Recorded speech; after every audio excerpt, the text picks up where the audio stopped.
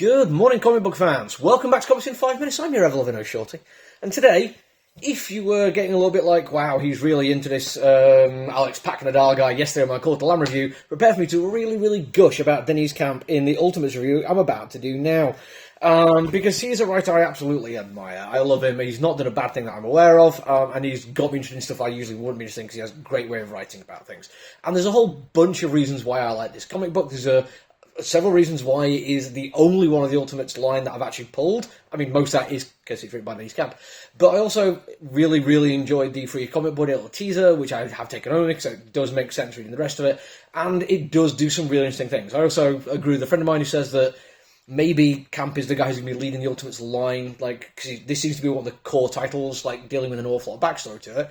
But unfortunately, that does mean it's also the one where you kind of need to know an awful lot more about the Ultimates, or the Ultimate Universe, to really get into it. And that could be a bit of a hindrance if it wasn't the fact that Camp actually knows what he's doing here. And I've said before, there are writers who are fantastic when it comes to laying out exactly everything you need to know to make a story make sense in your head without actually bogging you down in unnecessary exposition, and also not just trusting you to know everything. Al Ewing is one of my favourite writers for doing this, both in Immortal Hulk and Immortal Hulk. He does a fantastic job. In this one, there's a little bit of front matter which basically just explains a very basic idea about what's going on, which is kind of useful, because I did read the first issue of the Ultimates kind of relaunch thing, and I was like, oh, this is fine. I never carried on with it. And then kind of ignored it until Ultimate Spider-Man started. So I do admit some gaps in my knowledge. Thankfully, it's so well written that I just managed to get into it very easy, and found myself just going along with the story. Before we get into the story, though, we have to talk about the artwork. Excuse me. I don't really know the artist in this one. Frigeri, I believe, is the name. I'm not familiar with their work. I don't think I've really come across them before. Maybe I've read something that they've been doing and I've just not paid enough attention to it, because they do feel very much Marvel style, and that's something which I'm not always a fan of, but I do always say if it's done well, then it's worth paying attention to. And this is it done pretty damn well indeed. A couple of just great things it does, which I feel are just my go-to things for giving art really big compliments, which is fantastic three-point perspective in cityscapes and really good non-verbal communication. Now, the cityscape thing, you kind of need to, on a story of this scale, it needs to be part of it, but the non-verbal communication is even more important because we have Doom in this comic book, Reed Richards as Doom, and it's a character which doesn't really have much in the way of facial expressions, but still know how to do non-verbal communication by just a set of the eyes, or the shoulders, or a tilt of the chin. All of that leads into them being a far more rounded, believable character. It's an essential part of it in a way most other things wouldn't be, and it's absolutely brilliant at what it does. But it is the writing that lifts it up. Not just because it does a really good job of bringing me into a story where I didn't know that much about it, but the characters are fantastic. When speaking about Ultimate Spider-Man at the moment, most of the things I talk about is how good the characters are with each other. They bounce off each other really effectively. They have fantastic relationships that are well-rounded and nuanced. There's no lazy slapdash approach to it.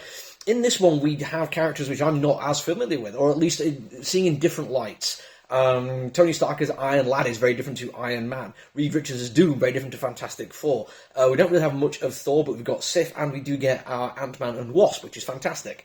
But we also get Captain America. And here's the bit where I'm going to rave just a little bit too much, I'm afraid, because I personally am now of the opinion that Denise Camp needs to find John Michael Straczynski and have a quiet word with him, and then take over writing Captain America. He does an absolutely fantastic job. And he does it in simple ways that just work really effectively.